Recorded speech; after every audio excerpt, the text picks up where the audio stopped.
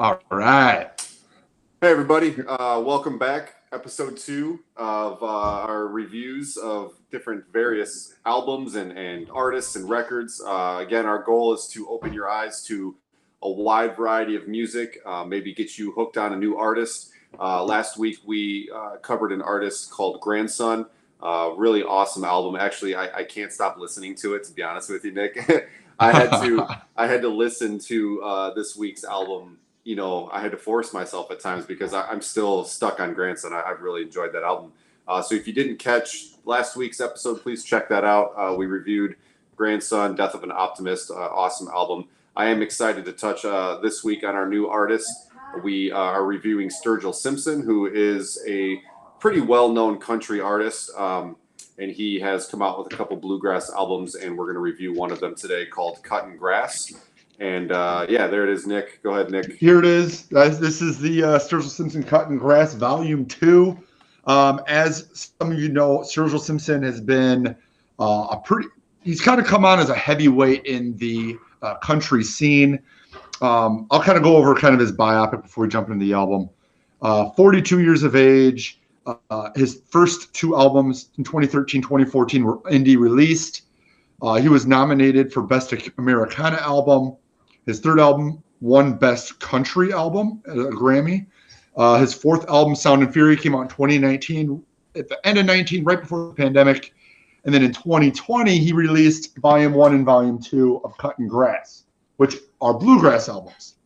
So I want to kind of say, because I really, country music is not my favorite. I do appreciate older country. I grew up in a household where older country was played. A type of country that, kind of more tells a story. Poco was a big band my father listened to growing up, and as I grew up as well, we listened to that style of country. And I don't know if you agree or disagree with this, Nick, but I really firmly believe that country music needs a reset. The country music that has on the radio nowadays, to me, is pop music. It's got the same exact equation that they use with most popular music on the radio today, whether it's rock, pop music, rap, whatever mainstream music that is going to be played on the radio. And country has just hit this. It's almost like I don't even think that the people that are playing the music are actually writing their songs, nor are they're even from the country at all. Even they're just they're capitalizing on this huge wave of country music. So when you asked me to do Sturgill Simpson, and you mentioned that his first couple albums were indie albums, country music is begging for that. I think that they need that reset and to go back to kind of what country music is about, and that's the storytelling, that's the hard times and the lessons learned in life, and we've kind of gotten away from that. So I'm glad that Sturgill Simpson has kind of been that kind of person, and I got a little bit of vibe from that. The album we cover or we're going to review today is his Cuttin Grass Volume 2, and I'm excited to kind of get into that. Is there anything else, Nick, that we should know before we get started on the review? So now Ryan and I his knowledge of Sturgill Simpson was zero before this. He had not listened to a single Sturgill Simpson. Didn't know anything about him. I knew who he was. I've heard the name, but never once heard a song that I am aware of. So, and I, as a record store owner, have sold all his other albums year after year. I've seen him come through. People ask for him. We play him. I've heard him in passing, but I've never put the whole album on, listened to the whole thing, really taking a deep dive into his stuff. So, which is interesting because these Cuttin Grass albums are bluegrass covers of his catalog. So they've taken all of his first 4 albums and stuff, I think, that was even unreleased, even before he was on the label or whatever. It's all his catalog that he's redone in bluegrass style. So which is funny, and I dropped this bombshell on Ryan right before the recording. I was like, that all these songs are all other songs that he's now covering. He's like, oh, okay. Because I will say I was slightly confused by the album. I want to go on record before we even start. The musicianship on this album is phenomenal.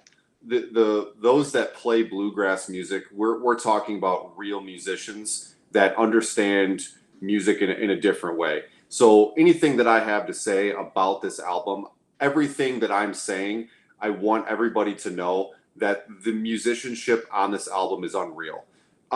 Things that you might not necessarily know is when you're playing a guitar or when you're playing a mandolin, which I think is a big instrument on this album, or a banjo or any type of stringed instrument. When you get up to those higher frets on the neck, when you're way up high, it is very difficult to play those frets. It's hard to push the string down and keep it in tune. There is a lot of room for error, and that's a big reason why a lot of musicians that play up high on the fretboard, especially those 80s metal style of leads, when they're way up high, when they're way up high on that neck board, those notes are hard to sustain and to keep. So when you're listening to this album, I really want you to pay attention to the musicianship. The background music is phenomenal. Sturgill Simpson, I don't know if it's his band or if these are hired studio musicians that are playing these parts for him. Phenomenal. I mean, the musicianship is incredible. Now, so he actually brought in some of the people who got him into bluegrass music to play on this record. So he was. I'm not. I didn't do enough research to see if his regular band is in this. There might be some crossover. I would doubt, unless there's some guitar parts and stuff, because if you're playing like the stand-up bass and the mandolin and some of these other stringed instruments, those are specialty areas. Banjo players, a guitar player doesn't necessarily translate to a banjo player. It's a completely different tuning. It's a completely different finger style. Now, I'm not saying that that's not possible by any means. I mean, these are phenomenal, professional musicians. But the level at which I was listening to throughout the album begs me to believe that these are professional banjo, professional violinists. I mean, it was a well done remake of his original songs. Now, that being said, I'm glad you mentioned that it's a remake of his catalog, because I was confused throughout the album. And what I mean by that is the last album we reviewed, it was a full story arc.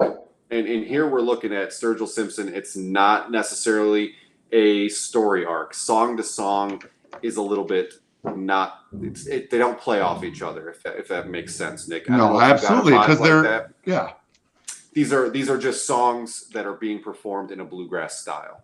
Now, bluegrass to me is a story. You're kind of including these old time sayings, these old time concepts, and kind of playing through that with your music.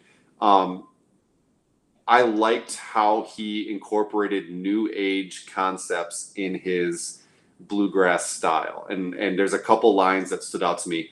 One was on the song. Let me bring up the song list here. One was on the song "Sea Stories," which was one of my favorite songs on the album. It was a little bit of a different kind of pacing to it, but he talks about getting high and playing GoldenEye on Nintendo. Yes, 64. I caught that. I totally caught that. So bluegrass is filled with this history of kind of these old timey sayings that are kind of to teach you a lesson. You know what I mean? And that's kind of the premise of a bluegrass song, is to kind of take a mistake that the artist may have experienced and kind of come to terms with it. And when you have things like, Nintendo 64 in a bluegrass song playing GoldenEye, I thought that was clever, and I really appreciated that. So you caught on to that too as well, Nick, huh? There was absolutely some newer ambiances into the album. When you look at, I did some other research on the album. "Oh, Sarah" is about his wife, which was another really good song. I appreciated that song. Yep. And then there was a song on here for his firstborn son, and I didn't write down what it was, but that is one of those on here. And I think it's funny that you brought up getting high and playing GoldenEye, because his history, he has kind of a broken family. He barely graduated high school. Okay. He was selling drugs. He was experimenting with LSD. He's from Kentucky. So he went into the Navy, did some time in Japan, came back stateside, was in on the West Coast, and then eventually ended up back in Lexington, Kentucky, where he lives now. So he kind of, had all this life experience before kind of getting back to, his music. And I think it's cool because, when you talk about getting high playing Goldeneye, that was, Goldeneye is our youth. He's 42. He's slightly older than us. Sure. But yeah, he would have totally been in that age range. We Well, were too high we were too young to get high and play Goldeneye. But for Right. him, it was prime time for him. Probably good times, Probably some noodle salad. But I tell you, that to me is what makes a good country or a bluegrass album, is taking your life experiences and really kind of facing these realities that you've experienced in life. Now, when Sturgill Simpson made this album, I think I don't want to think this, but it really kind of makes me wonder if he's just trying to catch on to the bluegrass kind of rise that's happening. Because I've been experienced to a couple newer artists that are playing some bluegrass music. The first one that I really kind of drew me to this style of music was an artist called Billy Strings. Billy Strings is a younger guy. I happened to catch just like him playing at like a house party on YouTube one time, and really kind of fell in love with him. Bought a couple albums. Was really excited. He was supposed to be on Conan last year, but it got canceled because of COVID. And he's kind of making a comeback. So Billy Strings to me is the new age bluegrass, where he's singing about newer things, but in a bluegrass style. And I really kind of thought that Sturgill was kind of going that route with this album, even though it's a remake of his songs already. I really got the vibe that he was kind of maybe trying out this bluegrass style, because I do think that bluegrass is making a comeback. And when you include new age concepts with the bluegrass style of music, it's really a unique puzzle, and it's fitting kind of nicely. Billy Strings is a good example of that, and I think that Cuttin Grass Volume 1 and 2 of Sturgill Simpson gives you that idea of maybe combining some of these newer age concepts with an older style of music. I do want to talk about, I think, for me, what this album lacked, or where it came up short for me, is every song has great musicianship, so I appreciated every song. But what it lacked for me was kind of what I love about bluegrass. Now, I'm a bass player at heart. I love bass parts. The bass guitar playing, the stand-up bass, it just kind of existed.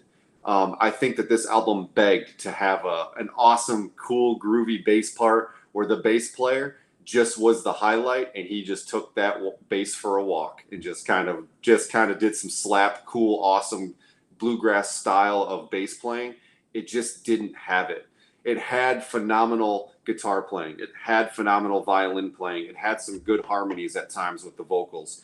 It had some good, I believe it was fiddle, banjo, banjo, mandolin, upright bass. Mandolin. It's crazy. It had all these parts where there was some awesome little solos and little trills and little things that they did throughout the songs that were awesome. But the bass just kind of kept the same kind of country, the dun, dun, dun, dun, back and forth throughout the whole entire song. And man, would I have loved for the song to cut and let that bass player just kind of rip through a cool little walk up and down the neck. And even the snare drum in the background with the brushwork really kind of gives the song the drive. But man, cut away and let that guy ride on that snare drum for a couple measures and really kind of get the juices flowing. But now I know that this album is a remake of songs already. These songs were already formulated. I would love for Sturgill Simpson to write a bluegrass album. I think that was the point of what these two albums were, to see what that sounded like. Because he has a nice bluegrass voice. He really does. It's got a good low tone to it. When he had I believe it was on Brace for Impact, Live a Little, that was my favorite song. That was my favorite song on the album. It had some good vocals, a female vocalist in the background as well that did some harmonies with him. I think he needs to go down that road, and I hope he does, because if he does, I think it would be a phenomenal hit, and I think he would be one of those leading people when it comes to the start of bluegrass music again. It's going to be interesting to see what happens. I mean, he's now to the point where he is like a headliner. I mean, he's headlining Summerfest Yeah, this summer, and now after this review, you should go back and listen to Brace for Impact, the regular version, and hear it again and see what you think, because his style, for those of you who are totally new to Sturgill Simpsons, like we were, his typical style is a horn section. It's bluesy, and you can hear those blues influences yes, in these songs. You can absolutely. definitely hear them. But it's Kentucky all the way. It's Yeah, Nashville, but it's Kentucky. It's different than Nashville sound, but it's very Americana. I mean, he won Best Country Album for it. It's great. I mean, it really is good music. If check out, if you're looking for something new, fresh Americana, check Sturgill Simpson out. If you want a little bluegrass twist, which I hadn't listened to Billy Strings, so this is kind of my first venture into the sure. bluegrass, the modern bluegrass thing. I really enjoyed it. My favorite song on it was "Keep It Between the Lines." I felt Okay. like there was a So lot of, it was just a here's good my old note. fashioned song, man. Here's my note on that, Nick. I'm glad you said that, because I literally the first note I wrote on about this album was "Keep It Between the Lines" begs to be my favorite. It wants to be my favorite song on the album. And it was the first couple times I listened through it. It was begging me to be like, this is the song. This is the one that I really like. And the more I listened to it, the more I thought, you know what? I think that it's my favorite because it's such a departure from the rest of the album.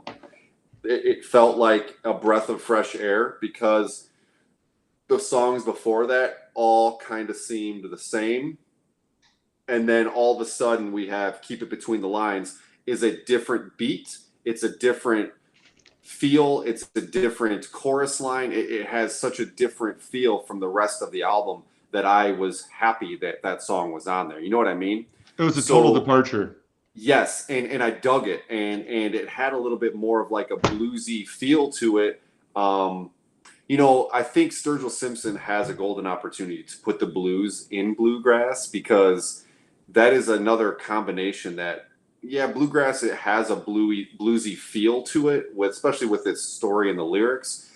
But with the style of guitar play, I think he's got a golden opportunity, because "Keep It Between the Lines" was a great song on this album. It is, I think, the best written song when it comes to bluegrass, because it's such a different style of bluegrass. Mm-hmm. With bluegrass, you can kind of fall into this routine of writing a bluegrass song, if you know what I mean. There's a Yeah. routine to writing a song. In bluegrass, you just kind of, you can get into kind of an old habit. I want him to find a new style with it, because when I listen to Billy Strings, his guitar playing is so good that his guitar playing highlights every single song. And with Sturgill, I mean, it was just kind of song after song after song. Then boom, here's "Between the Lines," and that's was a nice departure. So I I'm glad think you brought that maybe up. this was an experiment. Maybe I this think was him appreciating a style. I have yes, this catalog. I'm redoing all my records with all these guys that I love and I look up to, and I got into bluegrass. We're gonna write this thing, and it's gonna be something different and fun. because I talked about this with some of my friends, and Nick, I know you've been a part of these conversations. Once there's an artist that has mastered a style of music, everything else is just kind of there. And I'll use like Blink-182 for a prime example. They mastered pop punk. Were there other pop punk bands that were good? Absolutely. But everything got compared to Blink-182. New Found Glory is a phenomenal band and one of my favorites. But their pop punk style was secondhand to Blink-182.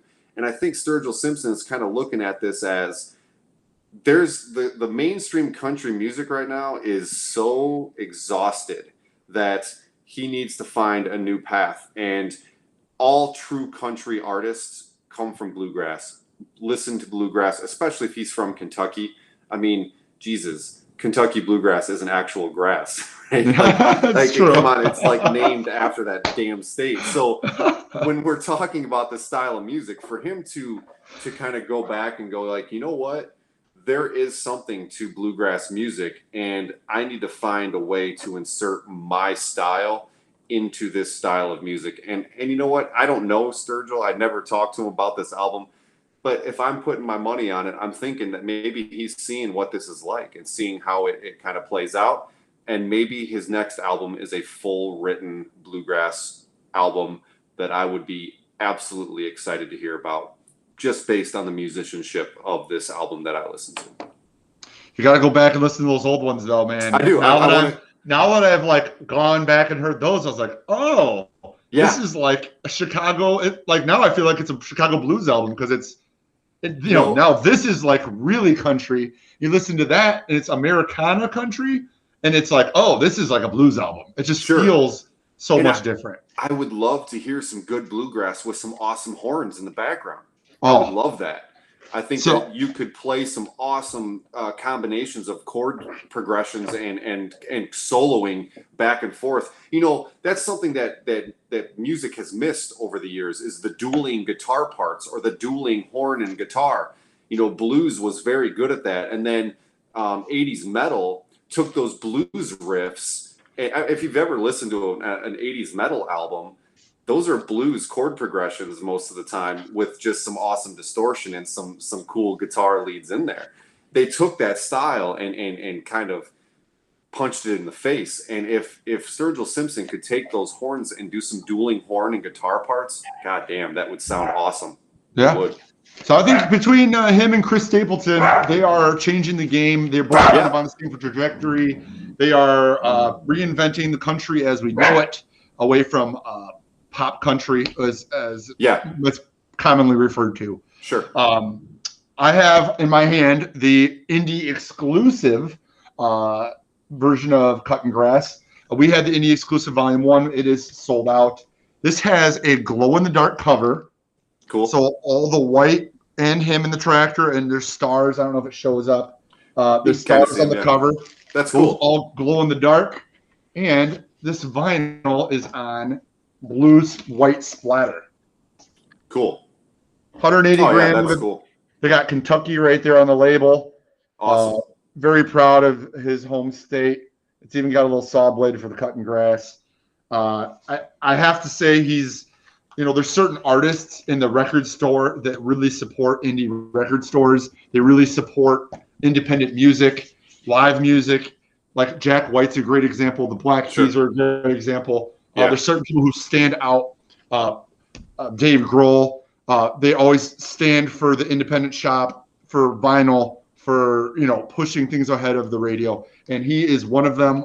And he's pushing the country genre into this new age, and into this bluegrass area, which is a very new thing.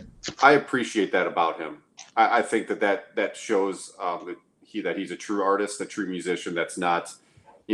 I appreciate that about an individual, and for somebody like Sturgill to kind of have that mentality as a breath of fresh air, I think for all of us, and especially those that are music lovers, and someone that, without music in my life in any way, shape, or form, I wouldn't be here. I think that music is one of the most important aspects of our human nature, and for him to kind of push that narrative, I'm all for that, and makes me a fan. And I hope, and I definitely will be paying attention to hear what's coming out for him up next. And cool. Again, if you haven't listened to much bluegrass, I think Billy Strings is a great place to start, especially if you're a younger person, or I know older generations will appreciate what Billy Strings has to offer as well.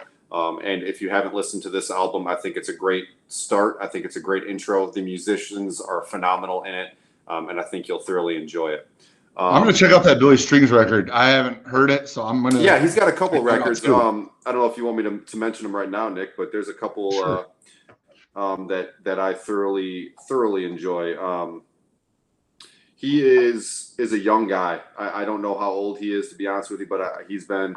I watched him play with his dad, just some guitar parts, and he played in like coffee shops and things like that.